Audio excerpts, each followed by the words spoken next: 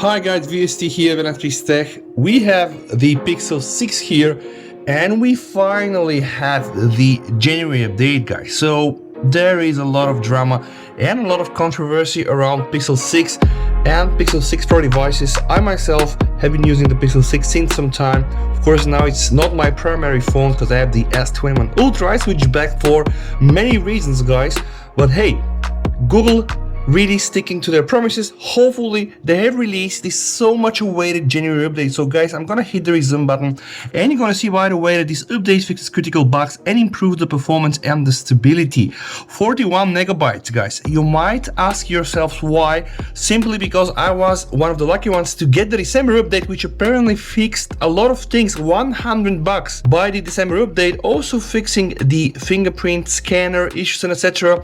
Then it was really a fiasco, and what happened, Google pulled it off. So a lot of folks stayed on the November update. So if you are on the November update, yeah, probably not the best Christmas of your life. No updates for you until now. Today is the 16th of January, so Google now releasing this. So if you were one of the lucky folks like me, got the December update, it will be only 40 megabytes. If you're coming from the November patch, it's gonna be probably above 200 megabytes. So guys, I'm installing this on my Pixel. I'm gonna show you like the full changelog on the Pixel website, and we're gonna do the testing, like all the testing I put my phones through.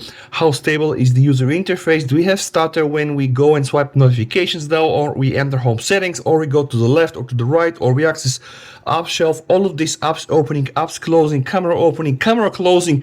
Gonna be putting also the network cell info to test the reception, which was probably one of the biggest problems with the Pixel, and of course also GeekBench and 3D Mark. Stay tuned, and if you're not subscribed, yeah, why don't do this? And hit also the bell so you get notified when I upload new videos.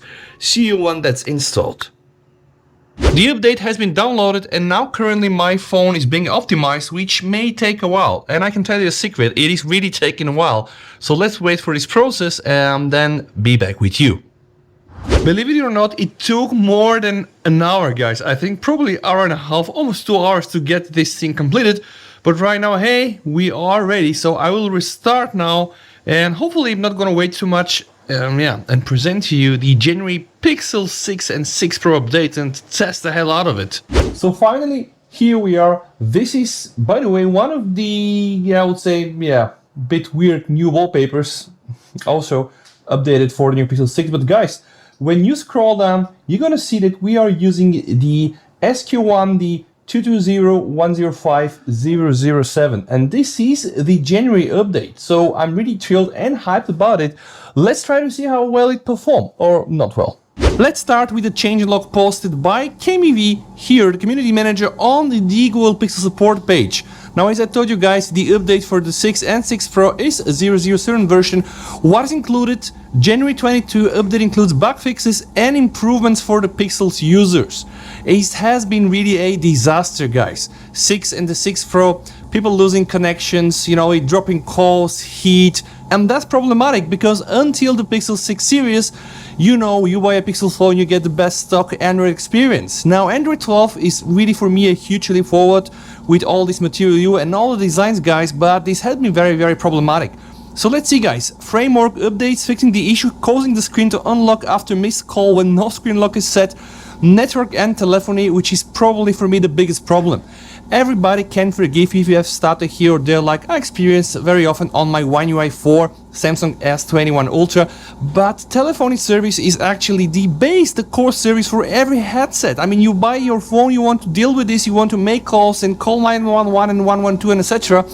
So this has been problematic. So fixing network and telephony is really quite important for Google to get the Pixel 6 series on the track. And honestly, guys, I myself was not able to test it personally, but I have some friends traveling around, because this is where really you can see the issue when you're moving fast with a car and then your phone is not able to do a handover from this cell to that cell. And yeah, I did not 100% receive positive feedback. Some of the people were still not able to get nice phone calls, or I think the issue is still there. And yeah, I know I live in a non-Pixel supported country, so no carrier aggregation, no 5G. but I really hope that at least it's gonna be a bit better. So, fixing the issue of preventing use of call screen feature on certain networks, fixing the issue preventing emergency calls in certain conditions. I mean, this is really key. Then we have some power fixes, mainly related to the Pixel stand, and also fix for issue causing high background battery using certain conditions. Then we have system fixes, guys. Fix for issue causing incorrect data usage, accounting in the network menu on some of the network, and also an issue causing device to reboot in certain conditions after taking an OTA update, which I pretty much did right now. Then we have the user interface, which is all this UI and stuttering, which I'm gonna test. Fixing the issue causing a black frame to appear when dismissing the assistant overlay on the lock screen. Fix for issue causing memory leak in system UI. And oh my god, guys, fixing issue causing PIP window to render incorrectly, and also some Wi-Fi issues causing Wi-Fi network to drop connection. By just reading this, I'm thinking, Jesus, this really looks like we've been using some of the Android developer preview 1 or 2, but okay guys, this is really a nice changelog. Now let's start the testing. Let's now see how the Pixel will behave when I enter the home screen settings. So I'm gonna hold my finger here, click home settings, okay, not a stutter at all. Let's go now for the wallpapers and style. Same here, so I'm gonna go here to the left, accessing my Google feed. That's the Pixel phone, guys. I never had problems here with the stutter, unlike of course my Samsung S21 Ultra, where, yeah, you know. Now something important, guys, let's see what will happen when I access my notifications. Okay, I would say not a stutter at all. Please bear in mind that this is the Pixel 6 and not the Pro, so I don't have 120 Hz, only 90 Hz, but let me do it one more time. It's pretty smooth, by the way, so not a problem at all. I think that the Pixel and the stock Android is really unique with this, so you don't really have like all the best animations and etc. But see here, guys, they're really flawless. Now, no stutter at all. Let me just do this one more time. I'll now change the basic colors, just wait a bit. See here, not a problem at all. It's really works perfect. It's time to test the lock screen, so I'm just taking my phone in the hand, entering inside. Okay, yeah, not so good from the first time. Let's try one more time. Okay. So the fingerprint scanner is not of course the best on the market, but I think it's really doing a great job. So interface, UI wise, no stutter at all, guys. I'm just gonna open now some applications. So let's open Play Store. Perfect. Let's open the Spotify, okay, and you see also loading times. Okay, let's open also the Google email. Okay, perfect. Now let's open YouTube. Okay, everything loads quite nice. Let's go now to the recents menu. All right, no stutter at all. Now guys, let me just go again for my notifications. See, all up and running, very, very smooth, guys. Let's also test the camera right now. Camera opening, okay. Camera closing, camera opening, camera closing, camera opening, okay. Let's just change the lenses here. Back, front, back, right. Go to portrait mode, go to motion mode, all right. Camera, okay, video, close it, opening, closing, see? It's all very buttery smooth, guys, very buttery smooth. Let's do some more tests on the camera. Camera opening, camera closing, camera opening. It's just really flawless, guys. Let me now try to take some pictures. Okay, I think you can just hear the shutter button.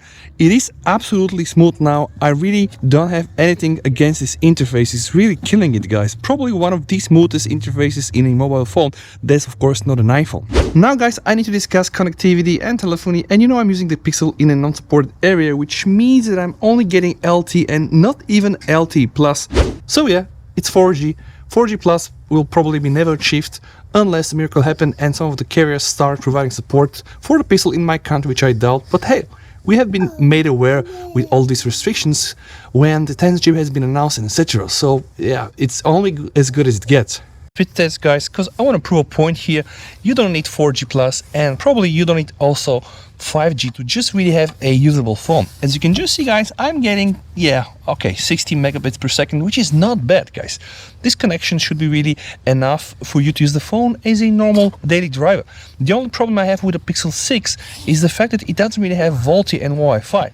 Why VoLTE is important? Because when I'm having some voice connections, right, I always need to use the data, or at least very often I have calls from my phone where I need to share some stuff. And when I do a phone call connection, guys, I will get here only H, which is somewhere like 3G. VoLTE enables you to just stay connected to LTE while in a call, and this is really sad. So I get almost 60 megabits download and 32 upload, which is, as I told you guys, as good as it gets. Alright guys, I have put the phone on my very professional stand, as you can see here, and it's time to launch the GeekBench to just see the score we're gonna get. Now bear in mind that I'm outside and we have something like 6 degrees, so I think the Pixel is gonna get additional booster, because usually I'm doing this test in ambient temperature, but it's even better guys. I'm gonna do one GeekBench running 6 degrees outside and also one GeekBench when I'm back home to just try to compare the results. So let's just see how much we're gonna get from the Pixel 6 when using it in very low temperatures.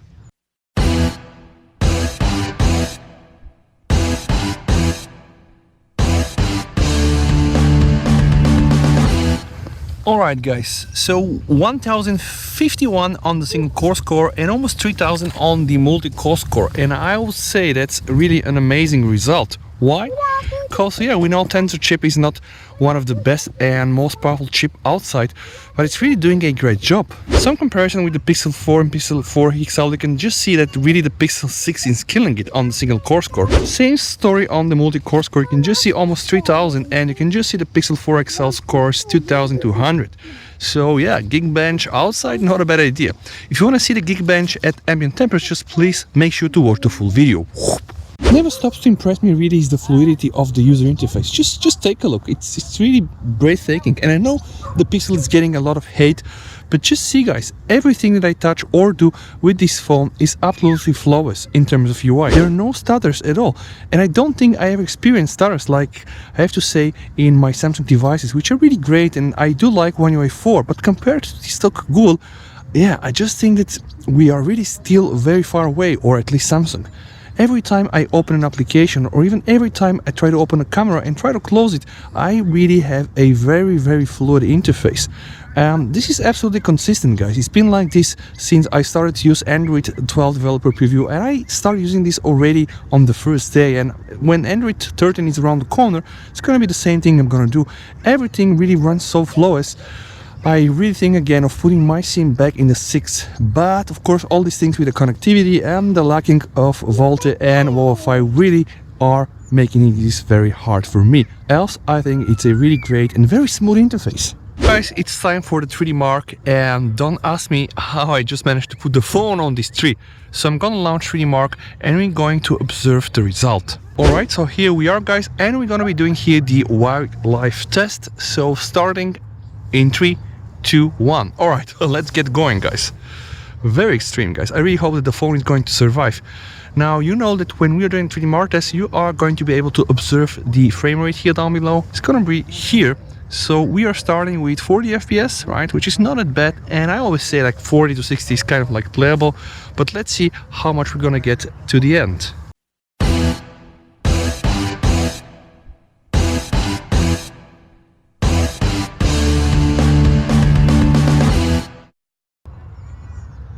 Alright, wow, whooping 7000 almost, and I can tell you that's really huge.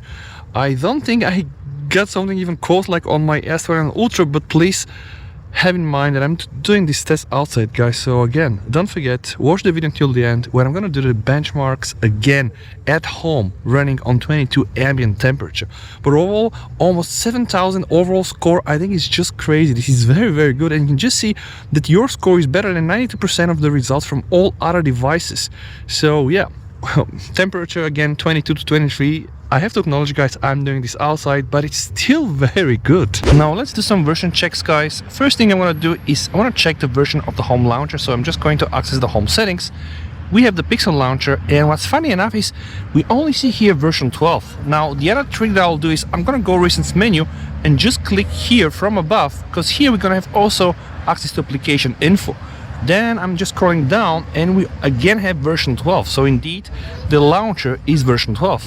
When inside the settings, scroll down, and yeah, sadly nothing there, but then you can use my trick. Just go to recent menu, select here and choose app info. Scroll down and you're going to see that we have the version 8.4.3.0.0. So this is the latest Google Camera version. And we can also check the Chrome. Okay, we can just do the same trick guys. This is very easy.